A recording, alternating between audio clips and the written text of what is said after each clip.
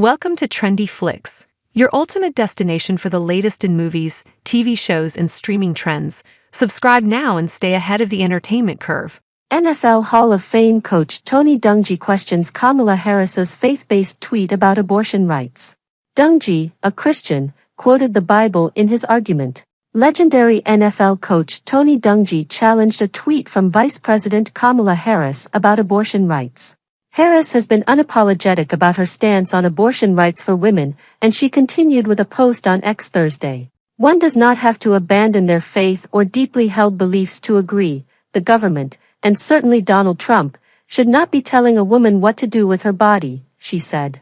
Dungy, the first black head coach to be inducted into the Pro Football Hall of Fame in the modern era and second all-time, is a man of faith and questioned Harris. Dear VP Harris, I hear you make this statement all the time, Dungy wrote in a quote tweet. Exactly what faith are you talking about when you say you don't have to abandon it to support abortion? Are you talking about the Christian faith that says all babies are made in the image of God, Gen 1:26, that God places them in the womb, Jo 1:5, and that we should not take any life unjustly, Luke 18 verse 20? Are you talking about that faith or some nebulous, general faith that says we're good enough and smart enough to make our own decisions? What faith are you talking about? Harris has pledged that if Congress were to pass a bill to reinstate the protections that Roe v. Wade guaranteed, she would proudly sign it into law if elected president in November. Meanwhile, Trump commended the United States Supreme Court for overturning Roe v. Wade, which has allowed states to handle the issue.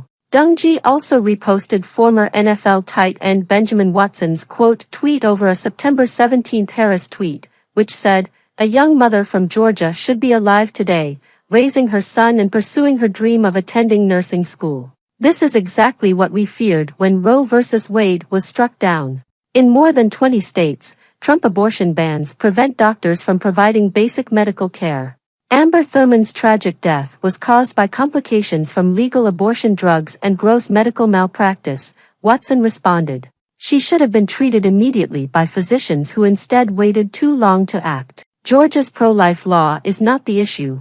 It does not criminalize doing a D&C, especially when there is no detectable fetal heart rate. Amber should be alive, and Harris should focus her attention on these facts so we can prevent the next tragedy rather than promoting politically motivated falsehoods. On Dungy's tweet, one commenter wrote, "I love what you stand for, coach. But how do you support someone like Trump? I have never seen post from you criticizing him. I guess you didn't see my post last week when I said Donald Trump could not have read Florida Amendment 4 very carefully when he said he was going to vote yes on it," Dungy replied. Trump later clarified his stance on the abortion amendment, which would protect access to abortion in the state, saying, "I'll be voting no." Abortion is not permitted in Florida after 6 weeks of pregnancy with exceptions in rare circumstances. President Trump has not yet said how he will vote on the ballot initiative in Florida.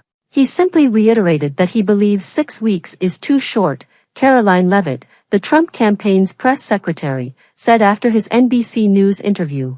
Earlier this month, Harris also claimed Trump's abortion platform would make no exception, even for rape and incest.